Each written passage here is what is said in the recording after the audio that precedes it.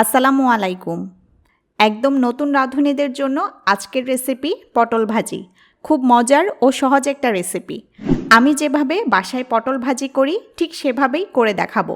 আমি পটল ভাজি করার সময় শেষ পর্যায়ে এমন একটা উপাদান যোগ করি যা পটল ভাজিকে আরও বেশি মজাদার করে তোলে।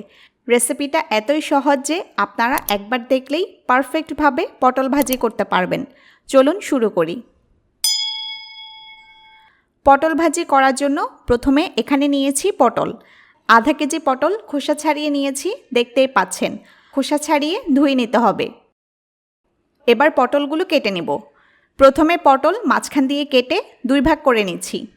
কেটে নিয়ে চাইলে ভিতরের বিচিগুলো ফেলে দিতে পারেন, হাত দিয়ে অথবা একটা চামচের সাহায্যে। সাধারণত বিচিগুলো সহই পটল ভাজি করা হয়, তবে বিচি চাইলে ফেলেও দিতে পারেন। এরপর আমি ছোট ছোট স্লাইস করে কেটে নিচ্ছি। আমার কাটাটা ফলো করুন। আপনারা পটল দুই ভাগ করে না কেটে আস্ত রেখেও এভাবে স্লাইস করে কাটতে পারেন। যে যেমন পছন্দ করেন সেভাবে কেটে নেবেন, কোনো সমস্যা নেই। বেশি মোটা করে কাটা যাবে না। আমি আপনাদের দেখাই, দেখুন আমি কিভাবে কেটেছি। এভাবে সবগুলো পটল স্লাইস করে কেটে নিব।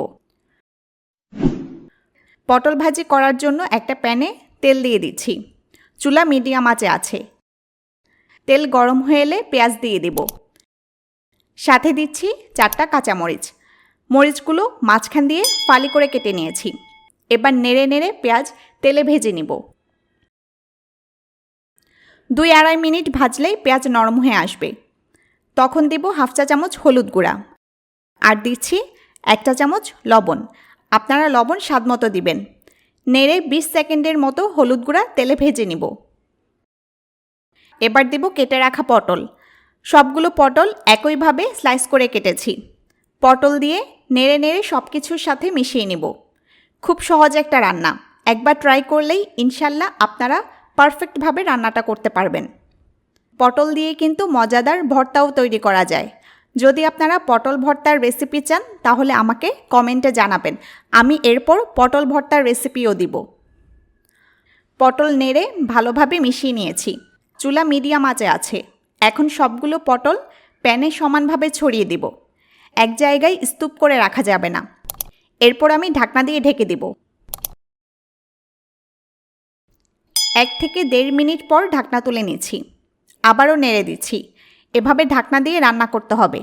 ঢেকে রান্না করলে পটলগুলো দ্রুত সেদ্ধ হবে, তবে কিছুক্ষণ পরপর নেড়ে দিতে হবে।